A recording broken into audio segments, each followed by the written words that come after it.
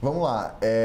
esse depoimento do Anderson Torres, que à época era ministro da Justiça e Segurança Pública e depois se tornou secretário de Segurança Pública do Distrito Federal, um cargo que ele ocupava antes de ir para o governo de Jair Bolsonaro, esse depoimento ele traz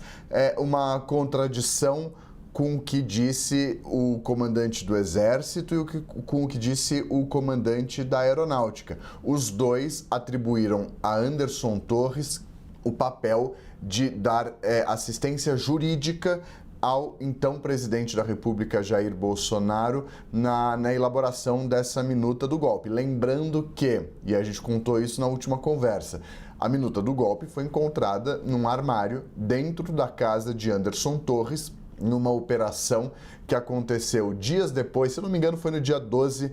de janeiro de 2023, se eu não me engano, ele ainda estava no exterior.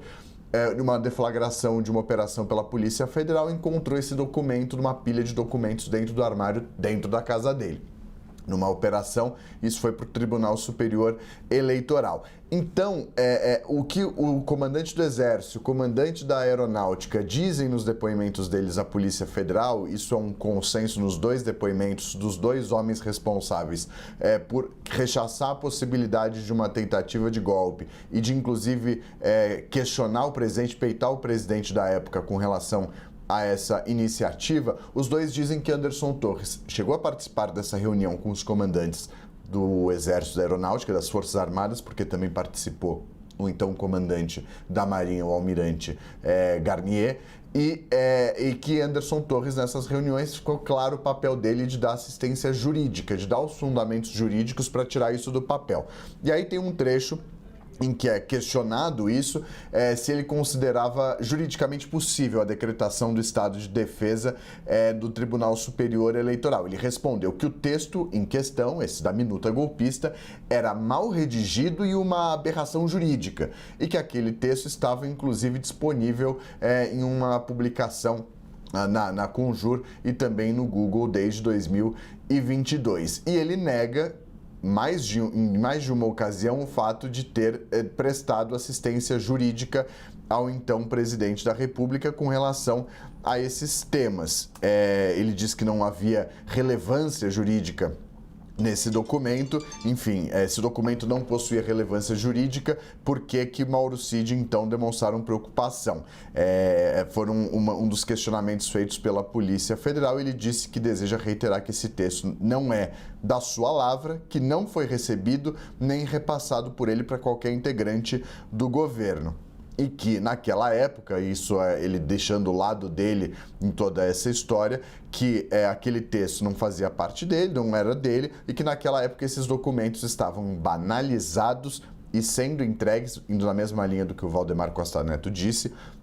que os textos, os documentos estavam banalizados e sendo entregues em diversos órgãos públicos, e que viu na imprensa que a deputada Carla Zambelli recebeu em seu gabinete e Valdemar Costa Neto recebeu no aeroporto, como ele havia dito. A gente tem então essa expectativa de que a Carla Zambelli, deputada federal, seja ouvida no âmbito dessa investigação. Mas chama atenção o fato dessa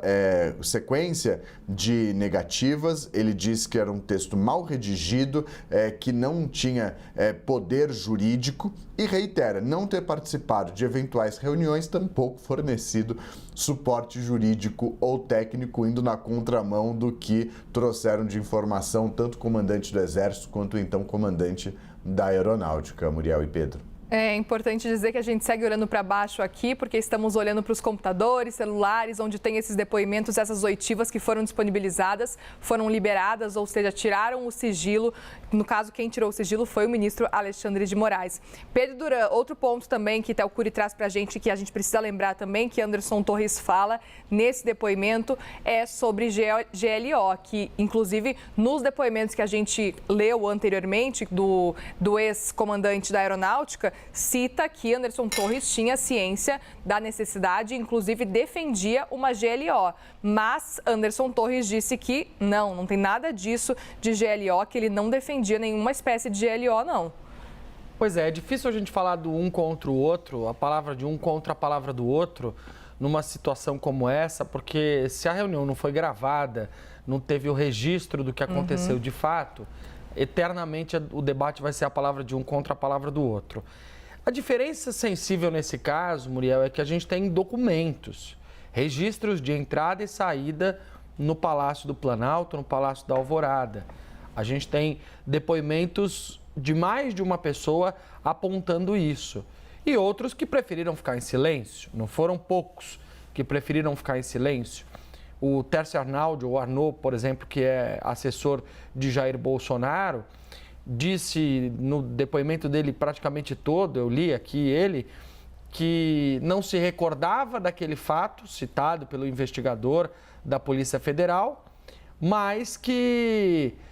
poderia trocar essa versão quando tivesse de fato acesso aos autos, se guardava o direito de trocar a versão, de alterar a versão quando acessasse os autos. É importante, Muriel, a gente passar a régua naquilo que a gente viu até agora. Você e o Theo falavam aí dos depoimentos que são mais simbólicos, né, dos chefes do Exército e da Aeronáutica, que teriam, segundo eles próprios,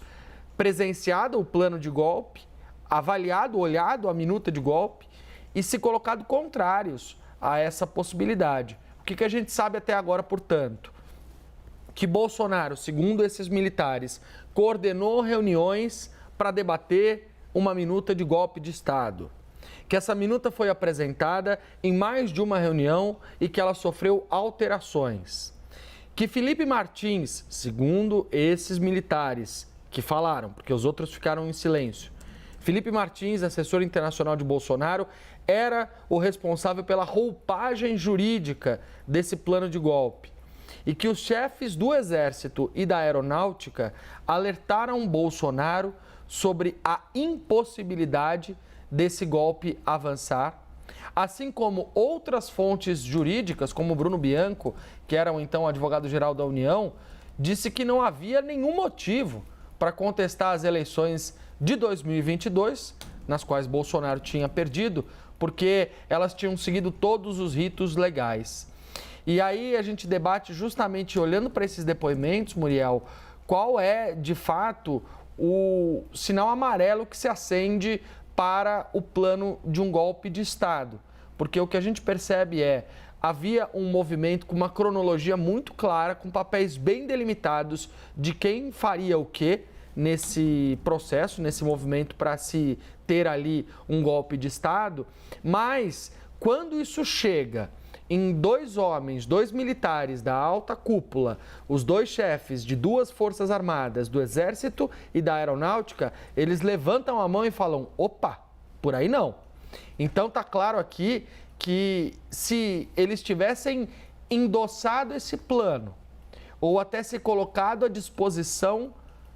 dos golpistas apontados pela Polícia Federal, talvez o nosso futuro teria sido diferente, porque a gente poderia ter tido um outro movimento. Então, a importância também de esses depoimentos serem divulgados para poder mostrar os militares que, de fato, recusaram um plano de golpe e, na prática, acabaram impedindo que isso se concretizasse, já que, muito além de um documento entregue por um militante num aeroporto ou numa manifestação a um apoiador de Bolsonaro, a gente está falando de reuniões que, pelos depoimentos, foram convocadas com o objetivo de debater um plano jurídico de um golpe de Estado no Brasil. Muriel.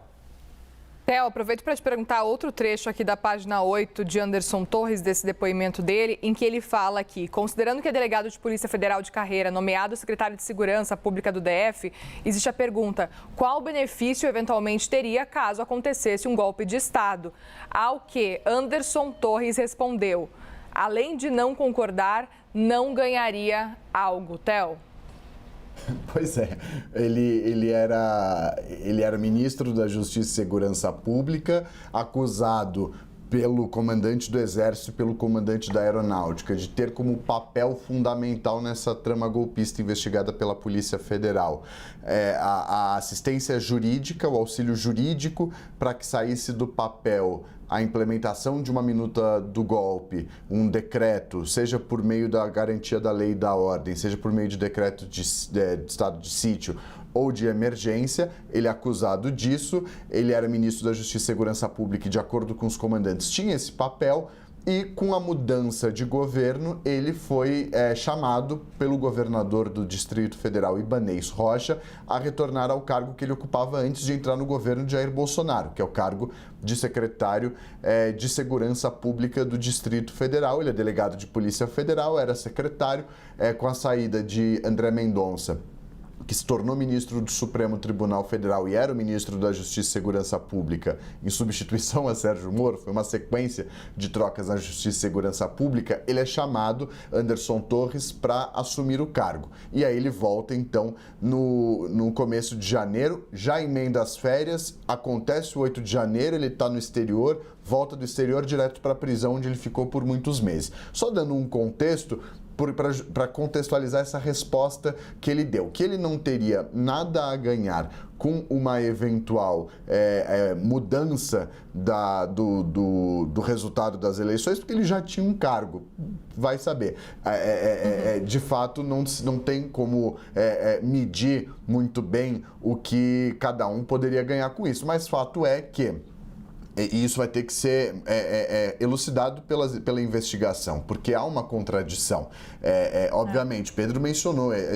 tem interesses em jogo, obviamente, tem o disse-me-disse, dois falando que ele participou e tinha esse papel, e ele falando, não participei, não concordava, não teria feito. A Polícia Federal vai ter que cruzar essas informações e tentar entender de que maneira se deu, se é que se deu essa participação de Anderson Torres, que está na mira por conta dessa investigação, está na mira por conta do 8 de janeiro, por ser está naquele núcleo de agentes públicos que podem ter agido com omissão, facilitando ou permitindo que o que aconteceu de fato saísse do papel e se concretizasse. Parte disso aconteceu, houve a depredação dos prédios públicos, do Supremo, do Congresso e do Palácio do Planalto, mas não a tentativa que é investigada na investigação, que é uma tentativa de golpe. São várias linhas de investigação de teor golpista envolvendo esses personagens. Então, nesse trecho, Anderson Torres diz isso, né, que não concordaria com uma mudança ali e que não ganharia nada com o golpe. Mas também é importante lembrar que houve, e ele foi questionado sobre isso no depoimento, aquela reunião. Sim. Aquela reunião que, se eu não me engano, aconteceu no dia 22 de julho de 2022, em que Jair Bolsonaro cobrava de maneira enfática que os ministros do governo defendessem o posicionamento dele, de questionamentos das urnas eletrônicas, do sistema eletrônico de votação, que é importante lembrar, desde 1996, quando nas eleições municipais foi instituído, não apresentou nenhum tipo de problema ou irregularidade ou falha, que houvesse esse questionamento por parte de seus ministros e que houvesse um empenho fervoroso deles na defesa dessas pautas apresentadas por ele. E que Anderson Torres disse que em nenhum momento anuiu com a fala de Jair Bolsonaro. Então, é um depoimento de negativas e, ao mesmo tempo, levantando dúvidas com relação a alguns pontos que foram apresentados e ditos pelo comandante do Exército e da Aeronáutica. Um depoimento de negativas também muito semelhante ao que a gente viu de Valdemar Costa Neto, que só em um ou outro momento ele assume algum ponto, enfim, diz que foi obrigado a apresentar aquele processo contra as urnas eletrônicas.